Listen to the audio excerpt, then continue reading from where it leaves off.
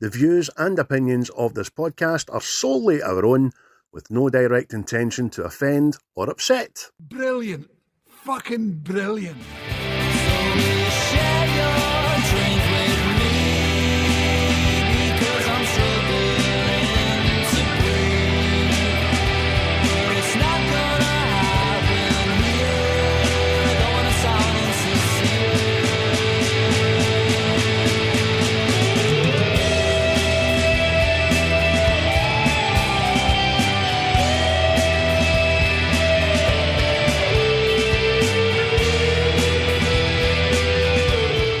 Never find a more wretched hive of scum and villainy. We must be cautious. Well, good morning, afternoon, and night, whatever time you may be listening to that. Welcome back for another episode of What's the Script? Obviously, my name's Chris. Well, I think it's Chris. That's what I've been called all my days. It could be different now. I could have been an alien. They've changed my name and my identity to confuse me and my people. But joined with me today is Craig. How are you, Craig? Good, mate. And fun fact that not a lot of people know, and nor have we mentioned beforehand on the podcast, he is indeed called Chris, but it's actually a double-barreled name, and he's, lost the first part of his name, which is Packet. So if he's on his birth certificate, you'll see Packet of Chris. You know what I mean? Oh, cheese and onion. That's what I heard. That's a pure Monday morning dad joke. Fucking scrape the barrel. I'm good, mate. Thanks for having me on your podcast here. Fuck's sake. Hi. So welcome back, everybody. I hope you've had a good time. Obviously, we weren't here last week because Wayne's. But it was part of the deal. Mm-hmm. Shout outs again to Quentin for the tunage. I was actually listening to the other night there when I was having a session, as the French would say. I know, what a session. Oh, there was whiskey and everything. There was whiskey and copious amounts of beer. Oh. Funny you went to the French route, but you've not had any Loup d'Or or fucking absinthe. And a little session with some whiskey. Oh. What is that noise, by the way? Oh, why'd you do that? I think the French do it for a bam up, mate. What would they, mate? And it's just, as I just alluded to there, Loup d'Or. You're it's before your time, but people of a certain vintage at my age will remember that advert. There was no talking in it. It was just Loup d'Or. That's all they done is back to other. Fucking mental. Oh, I need to find Loup d'Or now. But shout out to Native Origins. There will be competitions coming soon. Craig's the man with a plan on that. The man with the POA, the plan of action. Finger on the pulse there. Finger pulse. And again, check out the boys over at Seismic. Although James could be a bit rough this weather, I don't know. He may have been enjoying himself and myself. Just remember the group chat I woke up to yesterday. Oh, was that sweet? Was that what's happening last night? He might be. In fact, he's suspiciously quiet now. But it was a bit quiet yesterday, given the circumstances. You know what I mean? So that's I was wondering. He's nursing this old one. Or doing a weekender. Doing a weekend. Rattling his wee tin cup. But for anybody that doesn't know, it was the weekend that Hearts won the league. Rangers won a game, and Craig won a coupon. So it's the trifecta of fun. So, as I say to you after camera, mate, Hearts never won the fucking league. I know it is the first Carlsberg Sunday we've had in a long year. You know what I mean? It's Villa won an honour. I enjoy Villa. They're my kind of team now. But but another coupons, Chelsea. What the fuck? What the actual fuck, man? That's it. No talk about it. I'm enjoying the good things. No talk about the bad things. There we Uh, go. it's like I says, I think I'm getting it up because there's just too many upsets. I remember an upset used to come along every so often, know what I mean? But just seems there's fucking one or five a fucking week now. So, And as if it's your turn this week. But I'm Man City. I don't give a fuck with who you are. Liverpool lost last week. It's your turn this week. Next week it's Chelsea. And aye. Real Madrid are going to fucking lose to Elche in the fucking Bernabeu. Exactly, exactly. But before we go any further off topic, it was my pick Oh, this week for your list. this year Hearts won the league. It was your pick. Remember that year? What year that was? I picked for your list there, and it is the belt of that is Casino. But other than Casino, mate, what else were you filling your pupils with? Your pupil Oh, pleasures, your I optional tell you what, delights. 1995, what a year. And I'll just get back into telling you what was happening. Um, the biggest thing that happened in 1985, the largest world event by a fucking country mile, was that Rangers signed Paul Gascoigne. Legend, world class, dyed blonde hair, predator boots at Ibrox. Nothing else mattered, mate. Nothing else mattered. And that was just Craig.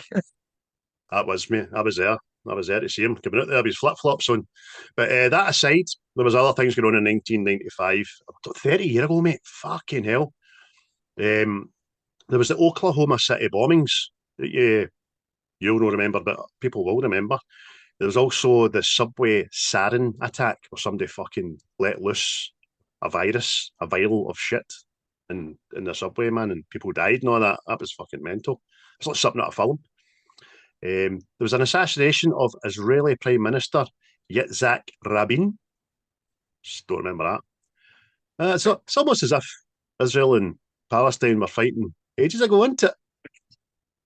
It's almost as if that's a fucking holy war of over 2,000 years, isn't it? Aye, fuck's sake. The Bosnian War concluded. That finished. That was a hellish thing.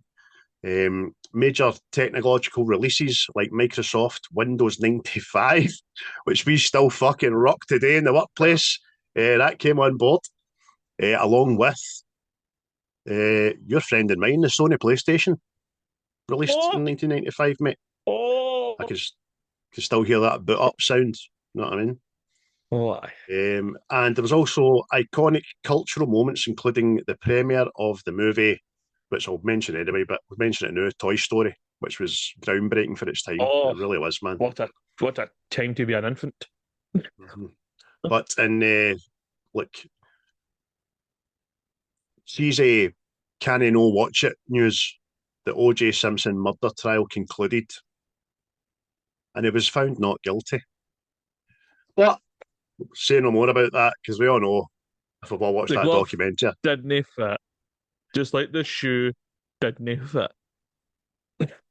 So, By the way, yes, didn't see the goal on that guy bringing out a book years later. This is how I would have done it if I done it like aye. Do you know? I think America, you need to rethink that double jeopardy pish, that rule that you've that. got there. Know what I mean? Fucking hell, man. Oh, next level fuckery. So that's what was happening in the world, mate. But there was also some cracking films. There was hundreds to pick for, but I just picked a few that stuck out. Crimson Tide was out in 1995. I enjoy that. Another one we enjoyed it. A lot of people didn't at the time. Waterworld, Kevin Costner. It's run for about 9 hours, that movie, but it's fucking smashing. Batman Forever was also out. Great soundtrack. Jim Carrey, and all that jazz. Die Hard with a Vengeance, my favourite Die Hard. Love it. The Quick and the Dead, which we seem to have mentioned sporadically over the last few months, quite a lot. So we have. A great film. I went to see it in the pictures with Antonio Banderas and Sylvester Stallone, Assassins. That was brilliant, man. Thoroughly enjoyed that. And then there was the film animation type reimagining of Casper, which was great. Thoroughly enjoyed that. Remember greeting it at the end as a wee because he came back and then gave his life up again. You know what I mean? I was like, oh, look at me, Casper. Ah, That hell. used to be a childhood favourite. I had that in a videotape. There you go there. Aye, mate, same. And see the brothers, the Stinky and all that, they're fucking smashing. Absolutely brilliant. But there you go, you come out the pictures rejuvenated, and as we always seem to be doing, coming out the pictures, we want to get our arse into that HMV, we want to get into Virgin, we want to get into Tower Records, we want to get something to listen to. But we're not interested in the singles again this week. We're getting some fucking some albums All of bands. music. And the first one was a fucking belter. Radiohead, The Bends. Brilliant. Oh, aye.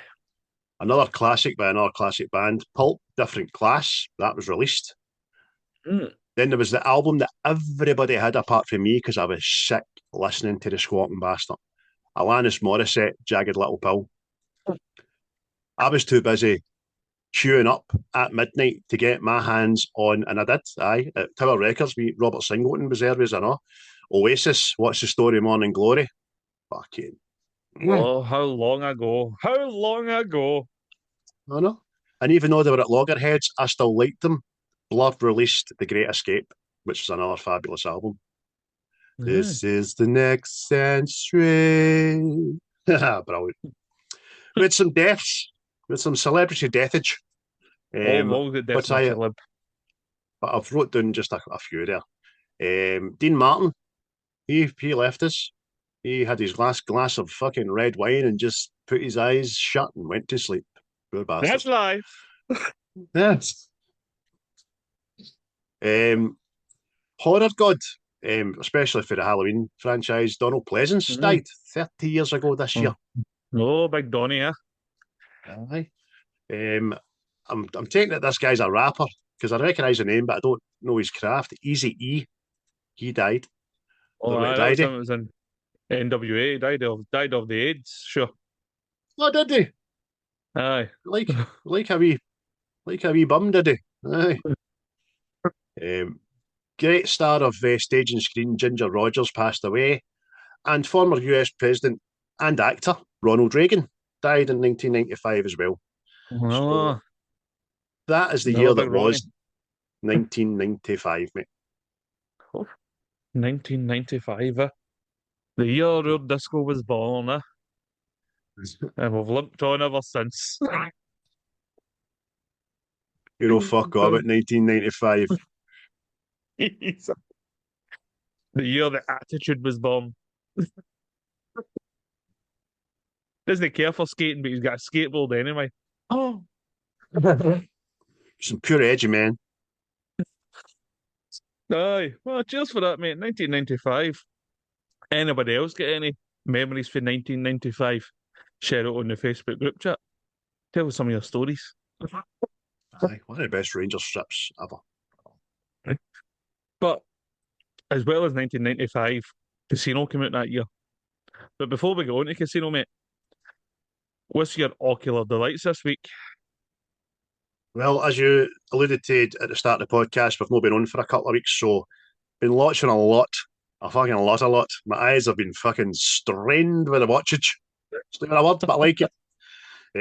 So since we last podded, I have watched Jurassic World, Megamind, Shrek, Halloween 2018, don't mind it, The Goonies, Monster House, A Nightmare on Elm Street, A Nightmare on Elm Street 2, Nightmare on Elm Street 3, 4, 5, and Wes Craven's The New Nightmares, The Final Nightmares, whatever the fuck it's called. I watched that and all. So I watched all the Freddy's, mate, all the Freddy's, and I even watched the remake, Nightmare on Elm Street 2010, which is all right, to be honest with you. It's no great. Wedding Crashers, Outlander, Onward. I liked Outlander, by the way. I told you, didn't I? It was a bit fucking mental, but I was there for it. I thought, I like this. By the way, I thought the effects were fucking smashing. Aye. That's how I mean, mate. It's a we eyeball pleasures, mate. Didn't get the big fucking gravitas. See, when it opened, the opening scenes and all that, and I heard the dialogue, I was like, oh no. Oh no. But listen, carried itself fucking absolutely smashing, and I'll watch that again. I then watched Tough Guys, Dread, The Addams Family for 1991, Dead of Winter, which is a new Apple movie release starring Emma Thompson, which is very, very good. quite anxiety up to the max and all that. Bad Words, which is a great film, Jason Bateman. I watched, like you did, the John Candy documentary, I Like Me, and I was left feeling kind of fucking puffed out after watching it, you know what I mean? It really Yeah. was. I concluded with The Friday After Next, which is my favourite out of the trilogy. And then last night I watched Scream with the boys, who are right into it now, and Casino for the pod. Uh-huh. So that was Well, me, mate. What about everywhere. yourself? I was like, oh yeah, this show. I was like, an absolute cow, Mhm. man. Telly cow. Well, like you, mate, like you've already mentioned, I watched the John Candy documentary, and you're right. You do feel puffed out at the end of it. Kind of like a tortured soul, wasn't he? But hey Aye, ho. aye. I He's his own finished worst Ed enemy. Gein. Aye. Oh, Mm-hmm. that's aye, true, true. I finished Monster Ed Gein. That boy's man for a watching. Better not be in there doing any fornicating. 2 straws, please. Uh, I was good that bit. See the transition between fucking uh, Silence of the Lambs and Ed Gein dancing. I was like, Oh, fucking I get up enjoyed that. dancing with him like that. I enjoyed that bit because aye, it was great because while it alluded to it seemed to like shift showing you about Psycho and shift showing you about Leatherface, but that Yeah. you thought they forgot about it, and then it just comes in. I'm just a wee bit annoyed that it didn't use the real actor that played Buffalo Bill and all that, but No, fair dues, no, it was good. I enjoyed it. that's it. That's it. Um, I watched another wee film called London Calling. I thought it was all right. It's about an aged assassin has to take this new boss's son out for a go at, and it was all right. I eventually get round to watching The Conjuring Last Rites. It's not so happy, but I would say it's better than the third film they made. So, yeah, Aye. it's takes a long while to get kind of going with things, but hey ho. I finally get round to watching Weapons, and I don't really get the hype, but hey, people need to watch it for themselves. You know what I mean? It was a slow burner, and I just, aye, whatever. I also watched the film Good Boy. It's about the horror film told through the perspective of a dog. So, and it's like a YouTube film, mate. But That hey ho. sounds rough. Rough. Sounds rough. It's actually fucking heartbreaking, man. I see Doug things. Oh, I mean, I'll not get away, but I watched another film, Code 3. It was actually quite good. It's about a paramedics crew Mhm. in America. It's got that guy for fucking The Office. I can't remember. Is it Rainn Wilson or something? Is that his name? Him. He plays a paramedic in it. It's funny and also, kinda. Oh, that's a bit much that. Uh, But hey ho. I watched Orisis as well, a wee sci-fi film. I thought was all right. mhm. It's GIs get abducted by aliens and they're on this ship, and then these aliens are trying to hunt them down and eat them. You've got what's her name, Linda Hamilton in that in it. She's old. She plays an old Russian. So hey, it's all right. No, I mean it's not going to win awards, but hey, it's one of them. I watched The Strangers Chapter 2. I don't know why I did, but I Mhm. did, and it's no improved on the first one. So That was get worse than the first one. The first one was all right. But um, I watched The Terminal List, Dark Wolf. Thought that was smashing. It's not as good as the first series, but it was good. I watched because it's scary season. Wreck. It's a Spanish horror film, kind of like a recovered videotapes kind of film, which is all right. I recommend watching it, the one and two. And finally, last night after I watched Casino, I watched Sleepers, and it's always good to have a wee dose of child abuse and depression at night. what a So, movie, man. aye. But that was me, mate. That was my ocular delights as well. and like yourself, a bit lengthy because of the time we've had off. So, Aye, what a replace, mate. That's good. What a list between us. People pluck for that, but you will. Know what I mean? get your eyeballs right in amongst that. But like we've already mentioned, 1995 Casino. That is the subject of today, and what a subject! Aye. Obviously directed by Mr. Martin Scorsese, who really gives you a wad of shite. You know what I mean? But with a cast of Robert De Niro, Joe Pesci, Sharon Stone, Don Rickles, Frank Vincent, James Wood, Alan King, Kevin Pollok, L.Q. Jones, Dick Smithers, John Bloom, and Pascal Cajano. It's not a bad cast, mate. Hey, fuck, man. Forget about it, eh? Okay. A great cast, mate. It's a great cast. Oh, aye. Um, brilliant movie. Monetary side of things. Do you have that at your disposal there, sir? Aye. A budget of 52 million US dollars and brought in a worldwide gross of 116. So it doubled its money. But I would I I would suggest that if this was out in this day, it would be doing a lot better. But it's fine. It's fine. It made, didn't it? Some budget, but we'll allude to that. I know what the budget went on. Fucking hell, man. Definitely. Runtime of the film is just under 3 hours. But if I'm being honest, it really doesn't feel like that. No. Well, not for me anyway, you know what I mean? It didn't seem like there was any kind of fucking like dead space. So, but maybe that affected it. Know what I mean? Because apparently that was the thing, wasn't it? Fucking, if it goes there 2 hours, people go, oh no, I'm not entertaining that shit. So, Aye, definitely. We say that a lot about the films we pick. I think that's probably why we picked them. There's not a lot of dead space in them.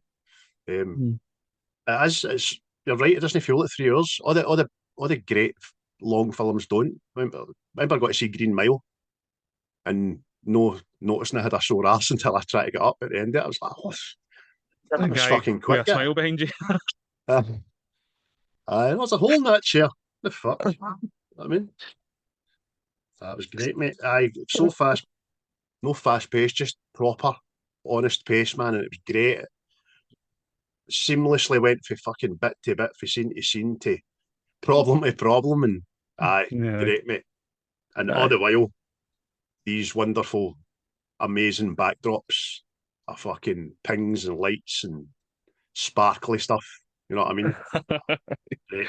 Have you got a wee synopsis there to read to the folks that perhaps have not seen this movie?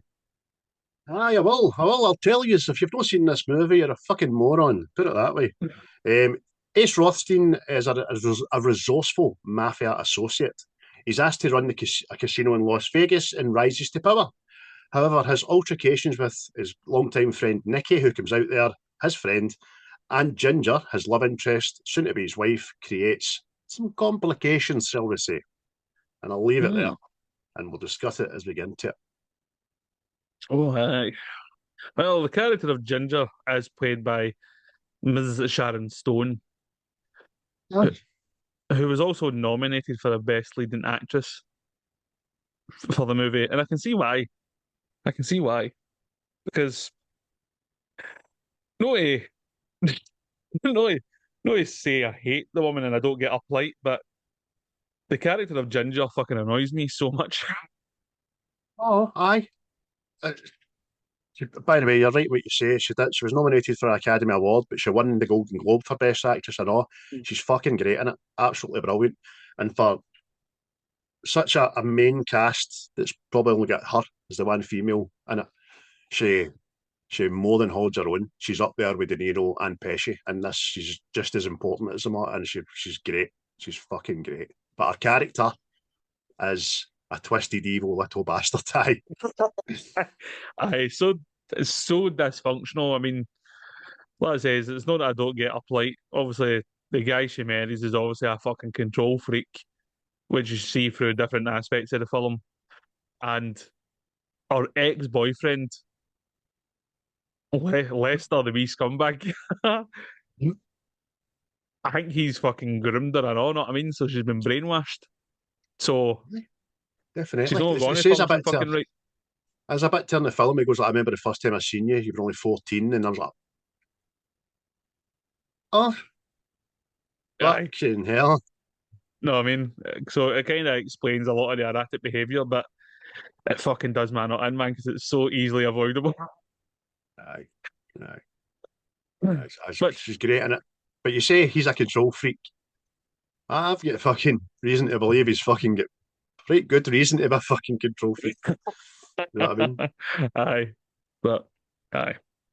As well as that, a lot of the filming in the casino scenes was filmed inside a real casino, and it just so happened to be the Riviera Casino in Las Vegas, and it was Mhm. filmed in the wee hours, so the floor wasn't as busy. But so you are seeing real people gambling there, and there's real dealers and pit bosses. So a wee bit authenticity there for people there, you know. Aye, definitely. It's amazing. I know I touched on it at the start, but it is the backdrops are tremendous. Even when they're outside, the very few times that they're out in the desert and the hooses. I think the opening monologue, I think Robert De Niro has about fucking 12 costume changes or something, or 15 costume Mhm. changes, even that. And there's a good bit of trivia about that, about the budget. Um, if I can find it. The costume budget for the movie itself was $1 million. De Niro had 70 different costumes throughout the film. Sharon Stone had just 40. Fuck's sake. But both, excuse me, both of them were allowed to keep their costumes afterwards. I can't Fuck's sake, imagine them man. get it there of that in the 90s. But I can imagine them making a fucking few quid off it as well. But Oh, aye. Easily, easily. Aye. Apparently, fucking one of the dresses that Sharon Stone had to wear weighed £40. So I don't know what that is in our measurements and all that, know what I mean? But it's a hefty creature. well, there's Know what I mean? 14 pounds in a stone, isn't there? So do the math. Mm, yeah. That was So six or 7 stone. Fucking hell. I don't aye. do math. I do meth. Mm. Oh, lovely. Math. Well, I've already mentioned James Woods. He is the wee bad bastard Lester. And apparently, when he heard that Scorsese was interested in hiring him in the film, he left a message on Scorsese's phone just saying anytime, any place, any part, any fee. So you could say he wanted to be part of a Scorsese movie, the man. Just imagine Martin Scorsese. Hey, phone James back. Tell him he's doing this for $10. I like James Woods. I've Oh, got an aye. appreciation for James the boy. So have I, because as we know, he's been a victim to the old cancel culture, hasn't he? As well. Yeah. Aye. Plus, I mean, some of the films he's in, I enjoy. I enjoy him as an actor. Know what I mean? I mean, one of the ones I always remember is fucking Scary Movie 2 when he plays the priest. It's fucking- He's only in it fucking what, maybe 10 minutes at most. Like, Aye. fucking And he's superb. I was think fondly of him. I think of him as Hopper in A Bug's Aye. Life. And then you've got Family Guy and all, where he cameos in that for a few seasons. Just, oh my God, it's James Woods. And obviously the school's called James Woods High and all that shit. It's fucking brilliant, man. Aye. Fucking brilliant. Um, I don't know how true this is because I've tried to check it against itself and all that, but Scorsese filmed the Vice scene in the movie, hoping that it would be too violent and that it would protect other scenes in the movie from being cut for being too violent. But they obviously kept it in. Whereas I've seen other ones where you had to fight to keep the Vice scene in the movie. So I don't know which one's true. Aye. But at the end of the day, it made it in, and it's one of the ones that you can't erase for your brain. Much like when Nicky and his brother get theirs. We'll get to that later on, I'm sure, but can't unsee that shit. Yeah. But without these harrowing scenes, you're not getting the full effect. From my point of view, this Scorsese's trying to recapture the lightning in a bottle into with Goodfellas, right? Which was 5 years previous. And by the way, it's up there. Wait, it's no. Well, Damon Mark's later, but he's no made a cunt it. And then because he's left it too long, probably for The Irishman, which we watched, and that was a bit all right and all that, Well, I but was it going to just ask you that. dragged. Why is it you think that Casino doesn't get the love that Goodfellas does? Honestly, don't know. Honestly, don't know. I remember it being all over the place for advertising for it coming out as movies and the videos show and all that kind of stuff. And I was like, fucking brilliant, got to see this. I don't know, mate. Honestly, don't know. Maybe it was just getting sanctioned. Maybe it wasn't out in enough theatres. I couldn't honestly tell you, but I was shocked, to be honest with you, to see the return. And don't be wrong, 100% markup on your budget's always a good return, but I'd have thought it'd have done a lot better than that, especially America's. America's got a morbid fascination about the macabre and about the mafia and all that. I know you do. I do to a certain extent, but not like you. You've read books and documentaries and dressed up in Yes, spats and all that. I'm a learned gentleman when it comes to this thing of ours. Aye. I fully believe if you smoked, you'd have a cigarette holder and a fucking cravat. Know what I mean? Aye. I mean, I was just curious of that myself because it's always like assuming you kind of mention mafia movies and all that. It's usually the go-to one is like Goodfellas, know what I mean? But very rarely people say Casino, know what I mean? And I'd say it's up there, like you've already mentioned, like Goodfellas, Godfather, Casino. That's the ones I think of. But for some reason, I don't know why. Maybe it's the length. I don't know. Fucking maybe it's no gangstery enough for some people. But Aye. I don't get it. You're right. It's baffling, actually. Baffling. It's a stunning movie. It's visually stunning. The story's great. The acting's on point. Side plots are great. The fucking mafia influence. How everybody thinks they make a good point in this film about all the old guys, like the top kiddies that are everybody thinks they're stupid old bastards, but they're fucking tuned in. They saw a niche in Vegas because if people already don't know, this is based on true events and a true story. They saw that niche, they exploited it for the best long time that they could. And again, it was no their top kiddie, which was Ace. It was fucking Nicky and his cronies that fucked it for everybody, you know what I mean? And obviously Ace's choice and wife fucked it and all. Do you know what I mean? well, aye. I've got a bit to say on that later, but we'll get there. We'll get there. But special mention to Joe Pesci. He just plays a nutter so well, man. He does. He's frightening. He's when he's paired with Tommy and Goodfellas when he comes on scene, you're like, oh, for fuck's sake, right? Everybody just fucking be nice to this cunt. Please, just say the right things. But again, it's the De Niro Pesci effect. For the longest time, everybody thought it was De Niro and Pacino. Don't see them in it, but De Niro and Pesci together, amazing. Most of the conversations between the two of them in this movie were improvised, believe it or not. Martin Scorsese would tell them where to start and where to end, and the rest was up to them. And you can see that, especially the meeting in the desert when he gets out the motor. And, who do you think you fucking are going behind my back over my head? You know what I mean? And you just know that back and forward is just a one and done. It's great. Fucking great. Aye. But, mate, see another thing, I found myself fucking just tap my foot along to the soundtrack to this film and all. Fucking smashing.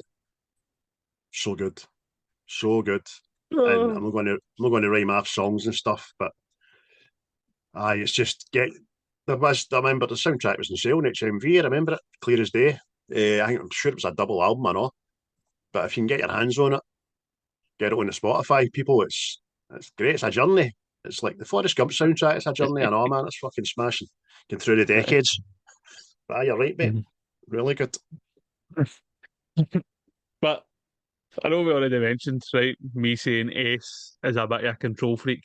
And I'll say my argument and then hear your counter argument, right? But Yes. obviously Ginger is a bit of a fucking loon ball, right? There's no getting around that. But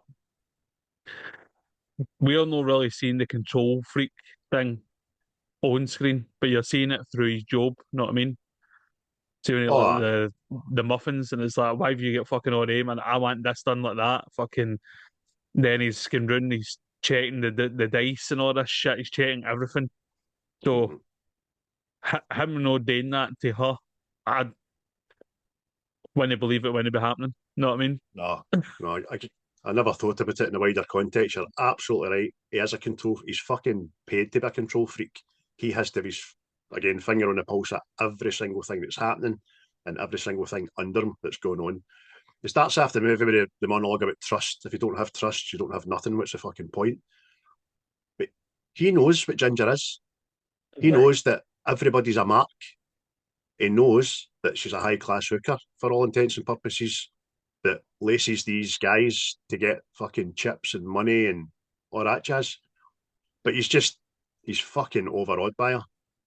Aye. But maybe you're probably right about the control freak thing. Maybe he's so magnanimous that he thinks he can change her. He thinks he can make her a wife and a mother because he keeps telling her, Mhm. "I think you're a great mother. I think you'll be a great mother," and blah blah blah. Do you know what to marry me? I love you. And but she only gets worse, doesn't she? Oh, aye. Aye. Oh, aye. That's the fucking different levels, man.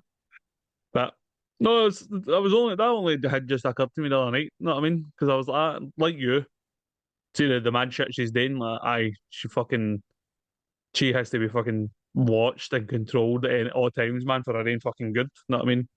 But Aye, you're right, but aye. it's actually kind of unheard of that a guy at that level of control and knowing everything that's going on would actually let somebody that close to him, Hmm. never mind a woman. Do you know what I mean? So, you're right, mate. It's a good shout. That Aye. I think he thought he could change her and he couldn't. Uh-huh. Yeah. Well, see, that's the whole thing as well. Like, obviously, see at the end of the film, I was kind of thinking this last night as well. It's weird. See, when we did this, you get fucking, you look at film as different. Um, Yeah. Obviously, at the end, he ends up back doing what he was doing. You know what I mean? But he's got nothing. But he kind of looks sad. You know what I mean? He looks sad, but he kind of predicts everything. I think he knows everything that's going to happen in this film at one point. Mm-hmm. Know how they start off with the film going, he doesn't back a sure thing until it's fucking, unless he knows it's a sure thing and all that. He never misses and all that. But yet, he manages to fuck up the whole Vegas thing way Ginger and Nicky. Know what I mean? And he even says to Nicky, "You need to behave yourself out here, or you're going to end up the fucking the book, and you're going to fuck it." Know what I mean? And he's looking at her, and he knows. He even says himself, "I know she's fucking bad news, but he does it anyway." Know what I mean? So it's like he knew where this is all going to end up. See, the minute Nicky is in the car and says to him, "I'm thinking about maybe coming out here," he knows right there and then because he never once goes, "I good idea." He just Yeah. tries to talk him out it, tries to ward him off it, and it's from that fucking moment on it that things just start going fucking shite. Because Nicky's a fucking maniac. He's a gangster. Nothing would ever be enough for him. He wants his own thing. He doesn't like the Mm. fact that even though Sam's meant to be this lifelong friend, he doesn't like the fact that he's the guy that what you call him? What's the tap kiddies? Yeah. The old man. The, He's the one the uh, old man sent. You know what I mean? He's the one the old man trusts and all that kind of stuff. Gidgey, Um, I think that's his name. aye, aye, it's mental, It's man. Aye. It's just how it's the two elements that he's kind of introduced to the mix is going to bring down the whole Vegas thing. You know what I mean? And it wouldn't have happened if he didn't do it. You know what I mean? So it's like Aye, a guy true. that's had this sure thing, always picks the winner, picks the biggest loser ever. You know what I mean? Mhm. And I think at the end, you see when you're it's just stays on him. It's just like, how the fuck did I do that, man? Definitely, man. Another good bit of trivia that I wrote down was the producer said that one of the most difficult things about filming this movie was finding people who would tell them how to cheat in a casino. I can imagine that would be hard. Do you know what I mean? Aye. Um, Another wee thing I thought was fucking good. Obviously, you've obviously kind of touched on Nicky and his brother getting killed, but it was like a role reversal for Frank Vincent and Joe Pesci.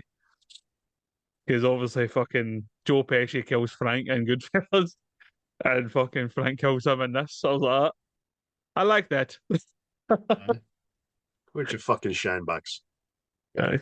Whereas fucking, I mean, Frank Vincent's smashing, mate. He is fucking very believable in everything he does, but I still fucking hate the guy.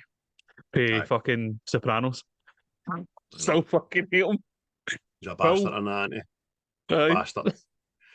But I like how in this film he was given a lot more screen time and a lot more important a role because he is, you're right, Mm. he's good. He's very, very good.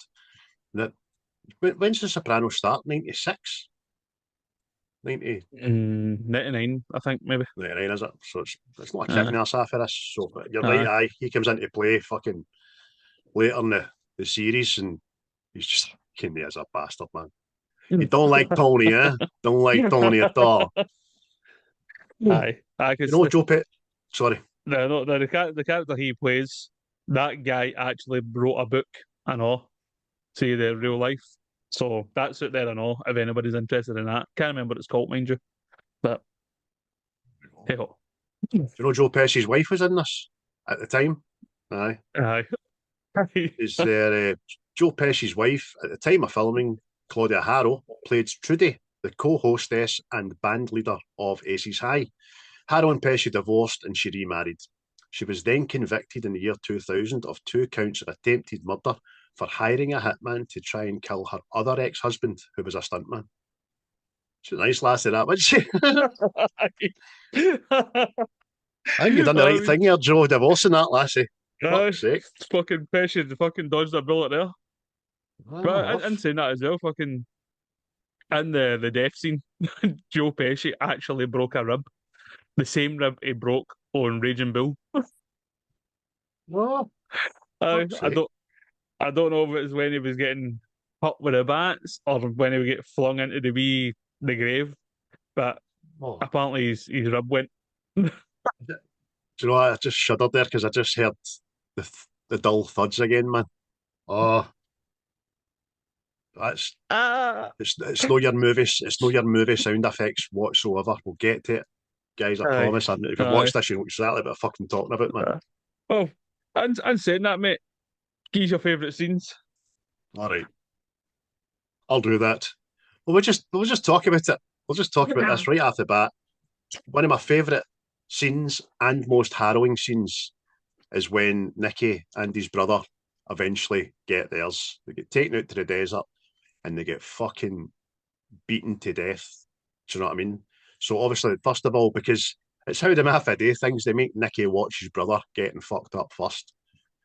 And I'm no kidding, man. If you've not seen this, see the sound effects, because they're metal baseball bats, the dull thuds, like aluminium bat hitting bone.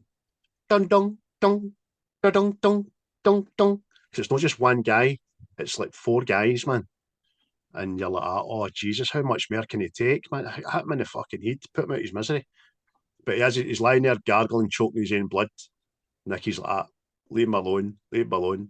And then fucking Frank just looks at him and goes like that, fucking killer, dig man, right in an apple. Oh. And then they strip them, and they're just big bruises wearing a pair of skants, man. Aren't they? Aye, aye. It's a dark moment in that, but also very, very honest and very brutal. Because it's no romanticizing it and all that. It's very just like you says. It's just that fucking. Well, I don't know how you romanticize a murder, but it's like it's. there is a sense of fucking justice in it, but for the fucking shite he's done and Aye, bring his brother on board to help him do that shit, I know. Grogging in the aye, sandwich and shit. aye. So It's almost like it's like it tries to catch you in a surprise and all. Know what I mean? because it's got kind of background music and all that, and it's like, ah, this is how we're going to do it. And I mean, Joe Pesci's he's still narrating at the time, like he's telling his story, and then the first bat hit comes in, and then it just goes silent. Know what I mean? And it's like, oh, you've caught me in the Fucking, hop there. But I remember it being surprising the first time I seen it because when he's narrating, he says, "I set up this meeting." So for a long, you could watch this and miss that and think, "Why is he fucking get away out into the sticks?" Do you know what happens in the desert? Know what I mean? But he set it up, so he's obviously a wee bit magnanimous and thinking he's going to be all right. But fuck me, man, horrendous. I just a wee bit on that as well. Apparently that part didn't happen. See with the Frank Vincent character being there. But Scorsese spoke with the actual guy, and he says, would it no be your friend that brings you to your own murder sort of thing?" And he's like, "Well, aye." And he went, "Well, that's why that's there." But Which see, is true alluded to a events or lot not, in the gangster films that we've covered. That as it's the person that whacks you will be a confidant, a close pal, maybe even a family member. You know what I mean? Well, a lot of family members actually. Keep one of yours, my man.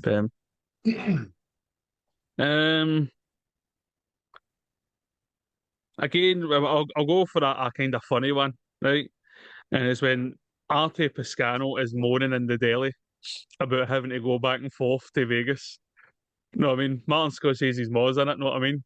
But it's like, it's it's just fucking, it's hilarious. Because obviously the FBI's listening to the whole thing. They were trying to find out about a murder and they found out about Vegas. But it's just every so often he goes, "I'm going to hit him in the fucking head." And she's like, "Oh, where you get that mouth?" He's like, "I'm sorry."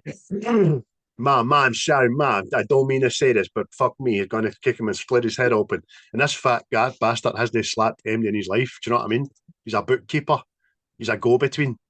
But what fucking planet is MD involved in any aspect of that, whatever level with it, think it's all right to write shit down? Okay, man. I sort of kill myself laughing. And it's just the fact he's moaning about fucking he's having to go out here and having to go out there and that this millions of money, this millions of money, and he's more concerned about him swearing. You know what I mean? Like that. I'm a mafioso. I just fucking don't you be swearing. It's brilliant, man. Hilarious, man.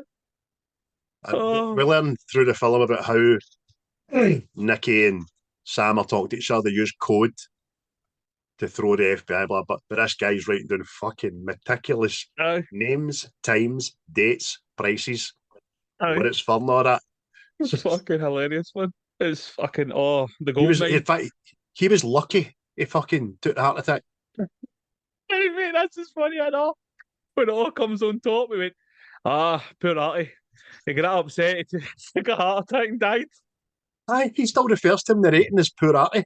Died right there in the flare in front of his wife. Poor Artie. He fucking stuck his eye in, man. Oh, mate, it was fucking so good. Poor Artie, my boss. Man, it fucking kills me laughing, man, the whole FBI, all that.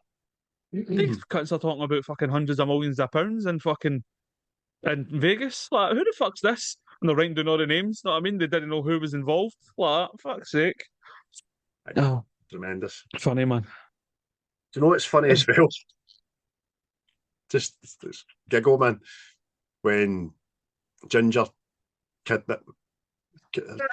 takes her Wayne away with Lester, and then she's fucking arguing on the phone with Sam and blah blah, and then Lester and Amy, the daughter, are just shut up, you little shit. No, that they're fucking fighting like brother and sister. Fucking howling. He goes, I'm fucking sending her in a body bag to Bolivia. Aye. One-way ticket to Bolivia, man. Brilliant. Talking about her daughter about that. Oh, it's mental. He's got that on, isn't he? We'll go to Europe, you'll dye your hair. And the lass is like, I don't want to go to Europe. Shut the fuck up. I know.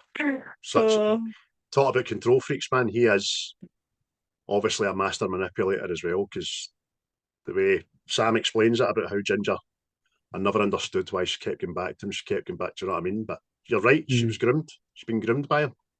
Yeah. I will be your father figure. That's very disturbing. He's very disturbing, isn't it? He's another one, mate. Well, for me, I know, mate. Catching the two gamblers cheating. I think that's fucking smashing. Literally. Just, See, for the longest time, I thought that was Dean Carvey. aye, you're right, aye. Fucking, it's got to look, didn't it? Mm. But I you just see fucking the obviously showing you Ace is obviously wide to all the cons and stuff, know what I mean? And it's just how he catches them and how it's explained to you, sort of thing, know what I mean? And then it goes to that to the right fucking brutality. And he's just having this conversation with this guy. Watch it again. Well, even just that scene, watch that again. How the fuck did he do that hammer with the horn? Yeah, the guy's got a sleeveless top on, and his horn's been put out. And then they rattle his horn 3 or 4 times, and it does. The camera doesn't give off it, and then you see the blood seeping out the horn. All right, fucking looks pure real, man. It's gotta be magic in there somewhere, mate. It's probably a big fucking, it's probably a fake arm. Well, you're probably right. Yeah. It fucking looks great, man. Like, Aye. oh. Aye. But again, mate, it's just it's the brutality. No, I mean, it's just fucking. No, you say you're not expecting it. You know something's a coming. Know what I mean? But it's just fucking how it happens, and it's very. Oh, it's very. That's fucking. Oh, that's grotesque. That. See when they bring him in, all right, they fucking broke my arm, man. And he goes like, okay, you've got 2 options. No other. This is it. All right, you keep the money and get the hammer and get out of here, or you just get out of here. And I'd have been much money, was it? I might take the hammer. Say I'm left-handed. Nah, fuck that, man. They're frightened to shite. But it's funny when all these people get caught, they'll start being fucking super polite, don't they?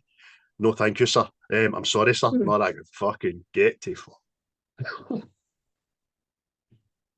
Fucking brilliant, man. How about yourself, mate? Any others? Aye, there's fucking tons. Listen, the movie starts literally with a bang. Do you know what I mean?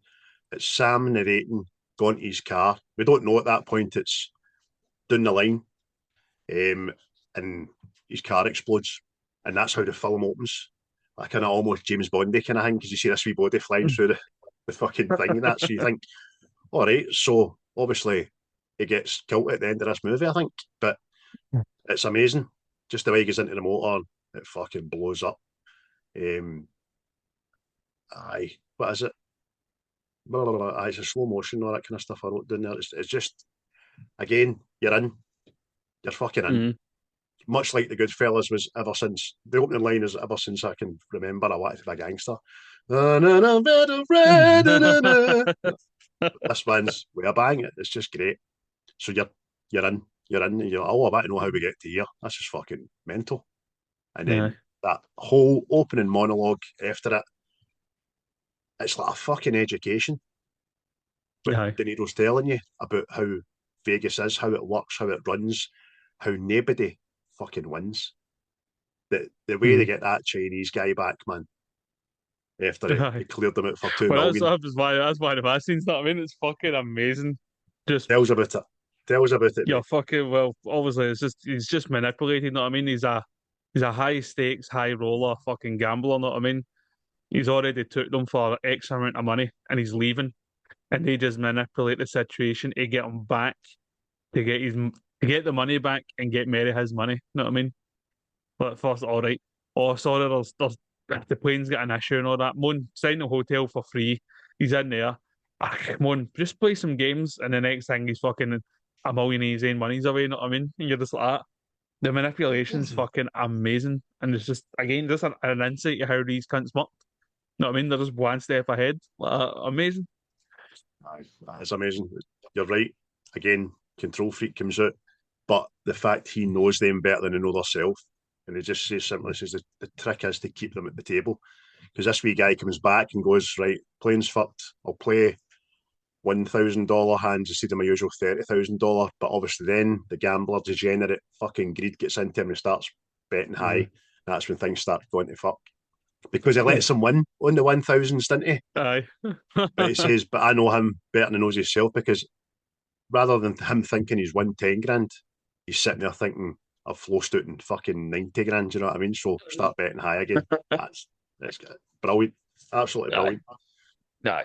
I just shows you the other aspect to the how the mafia works, know what I mean? Instead of them fucking brutalising you, know what I mean? They can just manipulate your mind. Fuck. But and was special mention to the heat and the vice scene. It's fucking just another one of them. It just fucking and it's but as horrible as it's also funny. Mm-hmm. It's fucking it's like dark comedy in it. Mm-hmm. And it's just Nicky's fucking delivering his lines and acting at that point, I know. Just he's pissed off for the guy. I've got to give you get some fucking bullshit about 2 fucking days and 2 fucking nights. You're not going to give me a fucking name.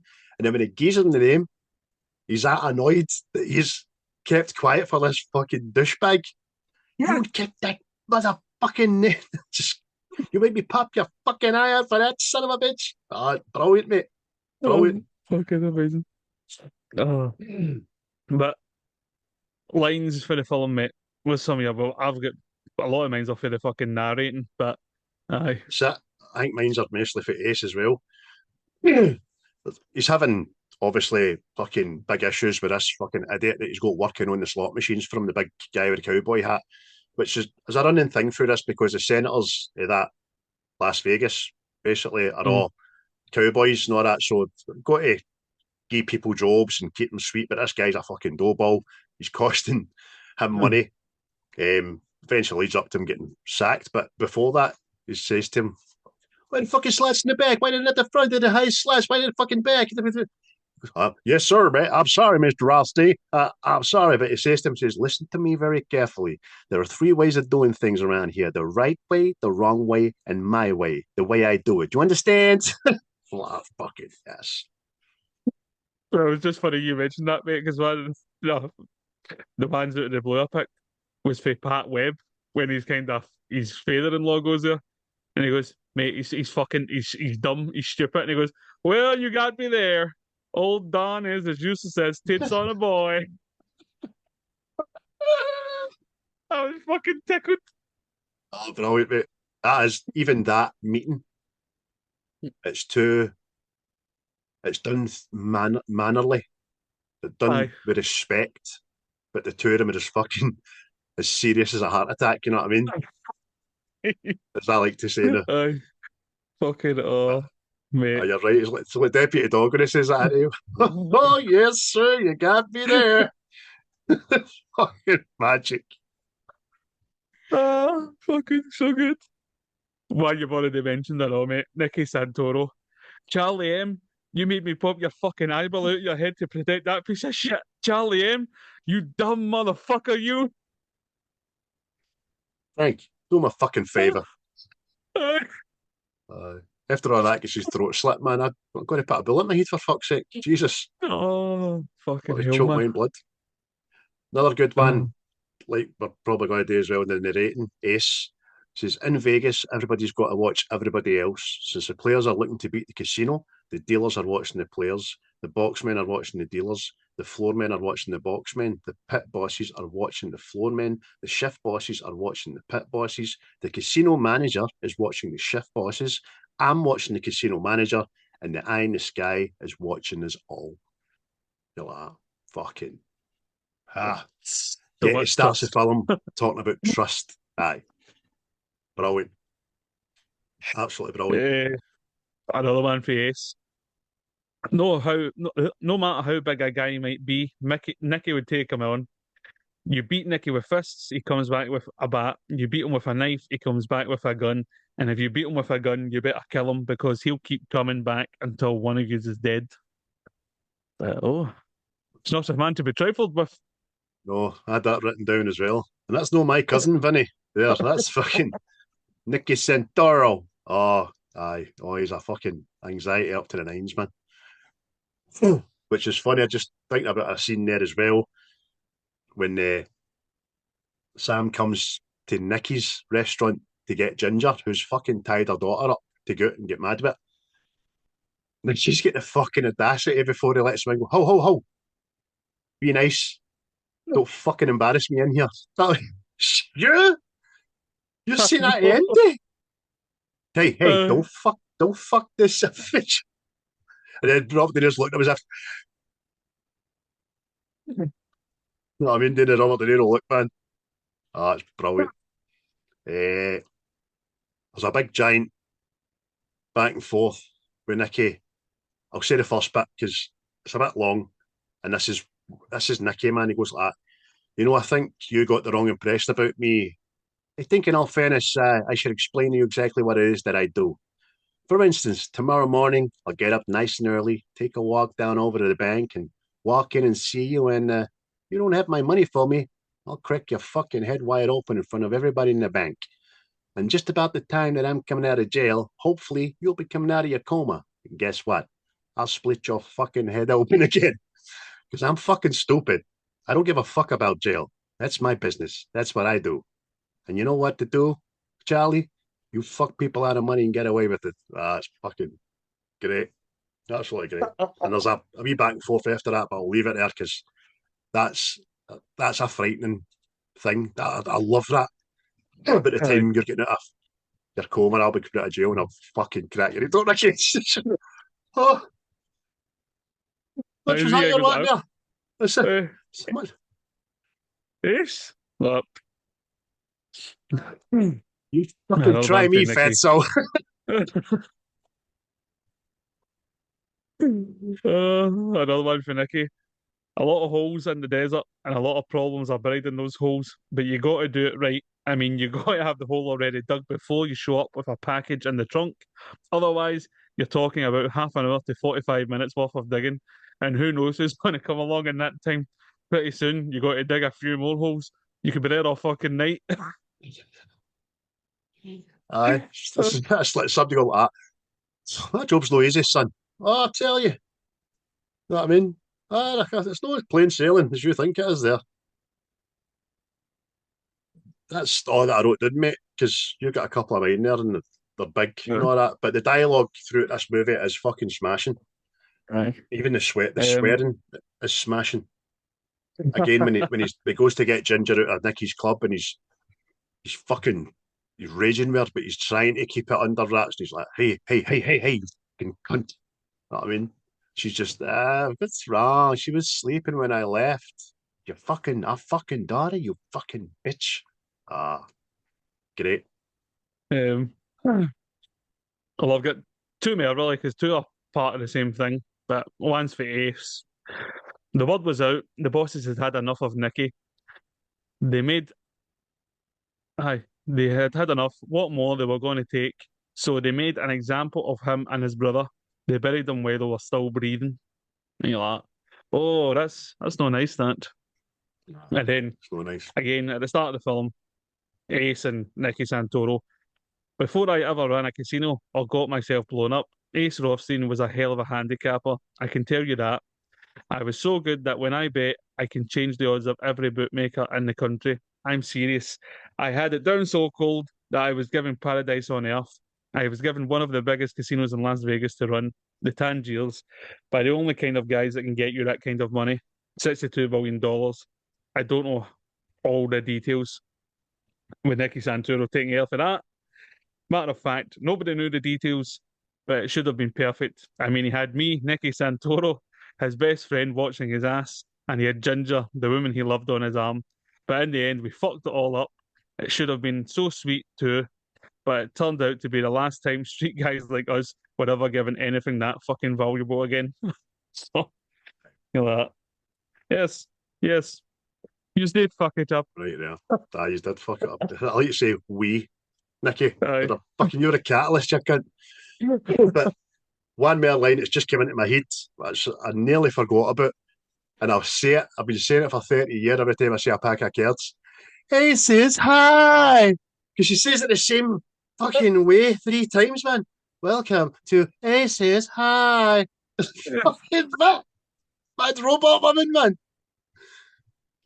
That whole sequence of all him doing that, the Sam Rothstein show, going telly. I'm like, fucking hell, that's a bit mental. Because although he was the man, I thought he kind of shunned the fucking limelight a wee bit. It was just a presence for him to go into that and do that. Because he knows he had to, just to stay around the casino was mental. And welcome to Sam Rothstein Dancers on Aces High. Oh, Fucking great. mate, see this film, mate. I see a lot of similarities between this and Wolf of Wall Street. Although Wolf of Wall Street is more a comedy, but it's like obviously the guy can't do no wrong, ends up fucking it, bringing too much attention to himself. His chosen missus ends up fucking mental. Know what I mean? The only thing that's missing for it is the fucking gangster element to it. So it's, I think you just draw kind of similarities with it. Aye. Do you mean that there's a kind of mindset between Jordan and Nicky as to they think they're untouchable?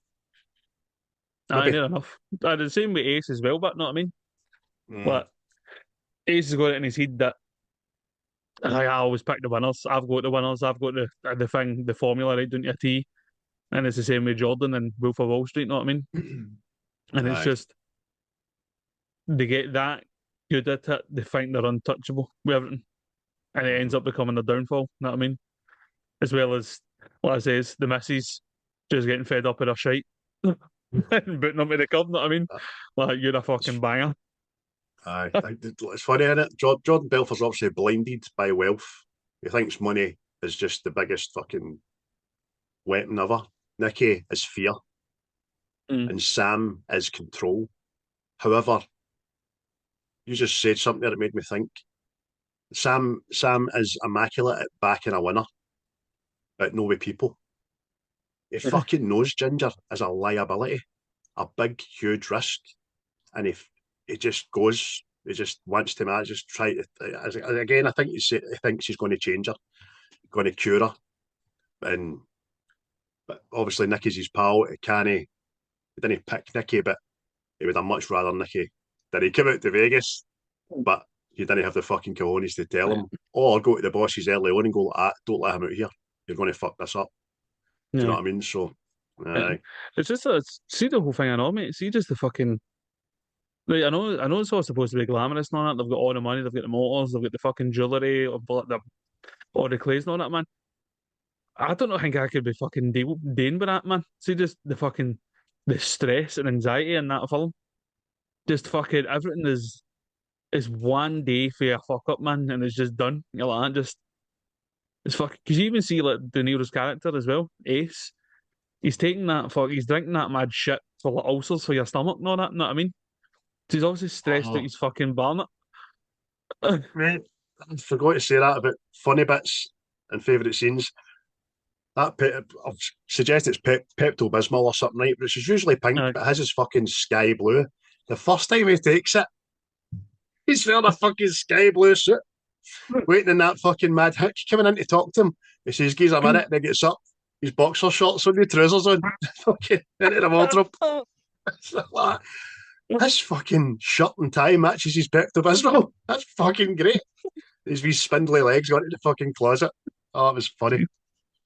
But you're right, that level of anxiety, it's obviously something we don't understand, right? It's obviously a drug we don't understand, because I sit watching these kind of films thinking to myself, when is it enough?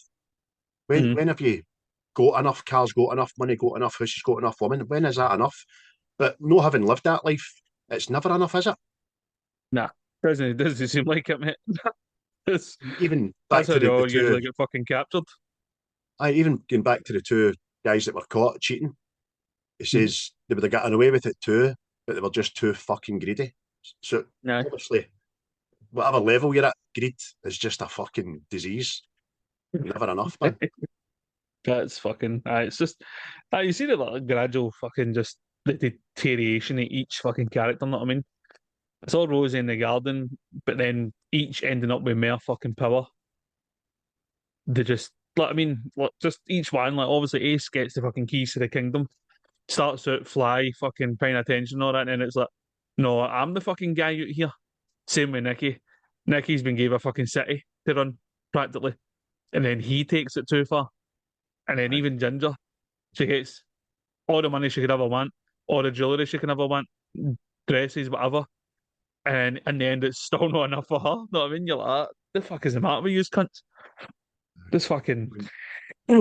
Ginger's married to Samba this time, and they're out, they're having a good time and that. She's like, I've just got to go and powder my nose, and the geezer fucking, what is it, $100 or something? Well, probably more than that, I don't know. And she goes away and comes back and he goes like, no change, no. Oh, I hit a couple of tables on the way back, wasn't lucky. And then he narrates, he goes like, she's talking shite. I know for the minute I gave her that money, it was going right in her fucking back bin. You know what I mean? Mm-hmm. He's married her. Aye. But he's not at a place when he's asking her, when she's asking him for stuff, money and shit. All right, no bother. Listen, I'll give you 25 grand. What's it for? Oh, fuck's sake, don't it? What's this all about? Level interrogation? Oh, no. I don't care about the money. You can have it. Just tell me what it's for. I think that's a fucking unreasonable request. Do you know what I mean? It's hardly a fucking pound for the shop, is it? Know what I mean? Exactly. It says, if you want jackets, you want shoes, you want a car, I'll get you that. It's no problem, darling. However, just tell me what it's for. It's fucking nuts. It's nuts. But see, now I know they were bad people and all that shit, but see, come the end when he's talking about how Vegas has changed, how all the big corporations come in, it's like Disneyland and all that now. You do get the sense there was a style to it when the mafia was running it, didn't you? It's just aye. It's a different level of fucking customer for a fact, because see when it does talk like that, it says it's like fucking Disneyland now, and it shows you this montage of people coming into the casino and they're all wearing fucking bum bags and trackies and they're fucking obese, middle-aged, they're overweight cunts, you know what I mean? Like the Lycra. Spandex for grey joggies everywhere, fuck's sake. High tops and the like. He's no rang. It's it went from glamorous to commercialised. I think he's talking about. You're right. They put a kind of style and class about it. Mental, man. Not been reading right enough, but I know. But anything else more to say on the movie itself, mate? we touched on it a little bit. Ace's final monologue. Do you know what I mean? It's great. The film ends with Ace reflecting on the deaths of his old Las Vegas, of the old Las Vegas. You've just said it, how it looks like Disneyland. He's alive, but he's fucking hollow. And he's replaced by corporate casinos, and he's back where he started. So he's obviously just sitting there thinking, one, I'm lucky, I'm back here. Two, look what I fucked up. Three, I'm alive. But he's still got a big fucking gold Rolex on his fucking wrist. You know what I mean? I know. Aye, because it's like... It was right. You know what I mean? He was right. See, in the end, he's proven right with everything. Like, even Ginger, I know, she raffles through however much fucking money she took and the jewellery and all that, know what I mean? And ends up fucking OD'd. And it's just, he was right with that. Right with Nicky. You need to keep your fucking head down. Know what I mean? He wasn't stupid. She didn't just OD. He asked for a second autopsy, and it turned out she was deliberately given. So that was the fucking bosses again, you know what I mean? Deliberately giving her a laced up dose or whatever you call it. So everybody got theirs. I mean, even the wee montage before Nicky and Dominic get done in, the wee montage of the wax, the mob bosses getting fucking done in the back of the head and all that shit. That was class. Clearing the house, know what I mean? Because like that. Stone's a good guy. He's just like his old man. He's a good egg and all that. I can trust him and all that. What about you, Remo? Why take the chance? Just matter of fact. Brilliant. Absolutely brilliant. And then see all they're all fucking old guys that are whacking them. They can't do it without emptying their clip and calling them cocksuckers and all that. Fucking cocksucker fuck. All right, mate. See the guy getting chased in Costa Rica with the two old guys in the trackies, mate. My head went right back to Sopranos. Seeing the fucking things, mate. I was fucking killing myself laughing, man. Where you going, you cacksucker?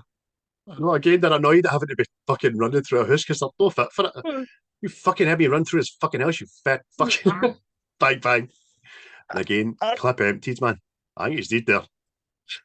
Oh, Fucking hey, man. great. Fucking. Aye. Aye. But, What's your mark out of 10, my man? oh, for me, mate, it's a 9. It's a 9. It's got everything, mate. It's got the glitz, glamour, the fucking funny parts, serious parts, tragic parts. It's got fucking everything. Acting spot on, know what I mean? Plus, like you've already mentioned, mate, I like the mafia shit, know what I mean? Fucking, it's, I mean, I know a lot of what fucking happened in this anyway through documentaries and reading books and all that shit, know what I mean? So, and it's true-ish to me, so. Mhm. Aye. I'm the same as you, mate. I'm a 9 as well. No deviated. And it's only a 9 because Casino's a 10. Do you know what I mean? Aye, that's it. If Casino never existed, this might be a 10. But Casino's a benchmark for me. And aye, Good fellas. it's got everything you said, it's got in spades, right down to the fucking motors they drive, to the hooses they roll up to, the shoes they fucking wear. It's just meticulous, and you feel like you're there, man. You feel like you're back in that era. And you feel, and maybe you shouldn't, but you feel as if you would like to go there for a fucking day and just hang about and he's a wee fucking taste of this for a 24 hours. That'd be smashing. You know what I mean? That's great. That's it. Brilliant. Scorsese is fucking best, mate. Oh, aye. Definitely, definitely. So there you go. 2 9s. Smash in. I mean, what's the bingo thing for that? 99? Whatever. There's none because it only Is goes there up to no? 90, mate. When was the last time you played Is it? fucking bingo? Aye, Aye. well, I don't play bingo, mate. Top of the shop, line 90. What's that 99 in bingo? how how can you ridicule me? No, I don't know. You're not reading a black pill, Fucking, fuck's sake. but I've not played bingo, fuck's sake. But hey ho. But aye, everybody, that was Casino in 1995 there. If you've not seen it, sorry we spoiled some bits for you, but 1995, 30 year, you've had plenty of time. So, um, tell us what you think about it. If you hate it, like it. If you've got a theory why this doesn't get as much love as Goodfellas, because we couldn't fucking think of one. But before we even move any further on, your celebrity death match, if you will. Yes, and it's got a tremendously huge bearing on the film we've just covered. Oh, But it's two characters who go toe to toe, knife to knife, gun to gun, exact same height, weight. Who would win out of Nicky Santoro and Tommy DeVito? I knew you were going to say that. Just fucking yeah. You know Oh, that way, like two immovable forces combine.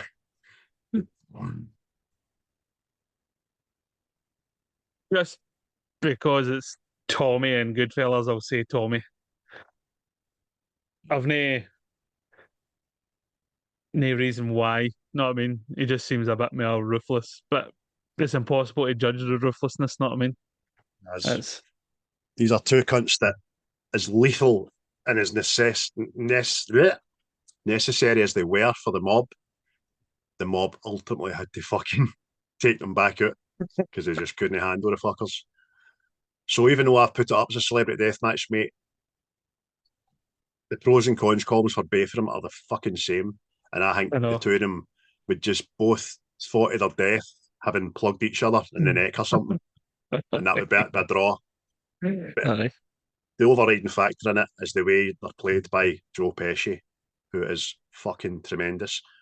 And I'm a bit disappointed that Pesci never wanted to talk on the Scorsese documentary, apparently. It wasn't for anything bad. It was apparently because he didn't want to revisit what he was like at that time himself. So obviously Oh trying to cut well. that, but he's Aye. past it. Fair fucks to him. I know that shit. He's not a young boy anymore. I mean, That's it. No, he's quite old. But what do you think, people? Nicky Santoro or Tommy? for Goodfellas. I think we kind of called it a draw there. Yo, motherfucker, yo! Uh, Aye, to draw, mate. So I don't think anybody could. Well, if you have, I just said if you've got an overriding thing that might see one do the other in, let us know. You haven't been letting us know about Celebrity Death Matches, so we might patch that for next series, but we'll see what's happening. Me and Chris enjoy it, so fuck you. Mate. Movie bingo, movie bingo, movie bingo, yeah! Yes. It's time for you to pick from my list, good sir. And I hope you pick well. What's my numbers? Did you condense them? No, I've just left it where it is. Because then I'll just Right. refill it again.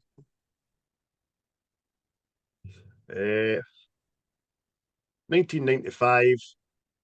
You don't go up to 95, so 19. Oh, it's a fun damn doozy.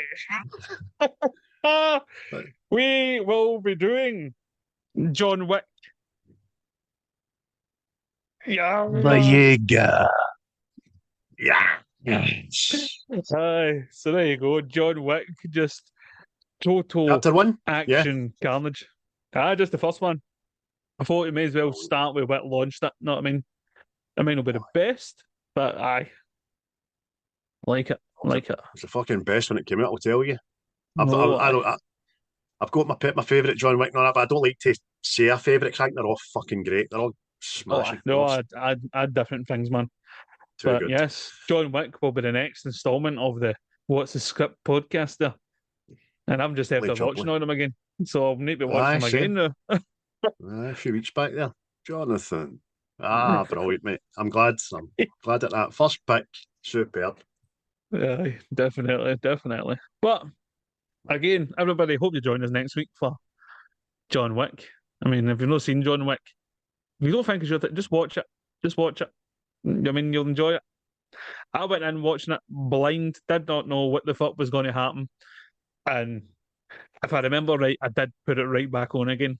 So, I mean, maybe just ticks the boxes for me, but we'll see. Have I seen it? We'll talk about it next week. I know another way to pictures to see it. I just happened upon it and I was like, oh! I mean, aye. Brilliant, mate. Good choice. Again, before we go, shout outs to everybody involved again. Quaint for the tunes, Native Origins. We'll get that competition sorted soon as. You can all start getting yourself all kitted out.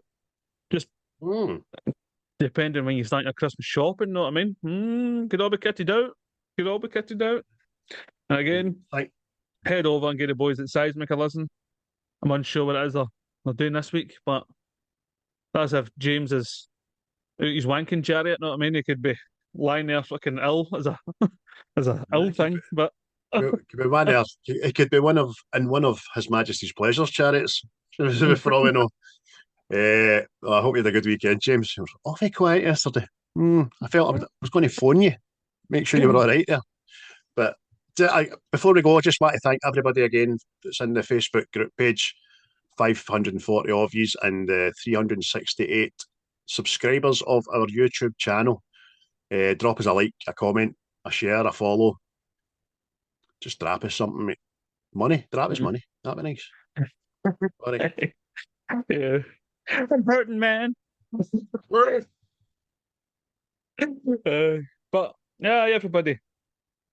I don't know when this will be out. Is it Friday? It's No, I am dropping this evening at 5 p.m. Oh, so because there you go, the people have demanded that I do so. The people are asking, where the fuck, what's happening? When's this casino thing happening? Casino 2 will be out before you wrap this podcast. Oh, there you go. People will be out on the Monday there, so you've got all week to enjoy yourselves there. And then we'll probably record again next Tuesday.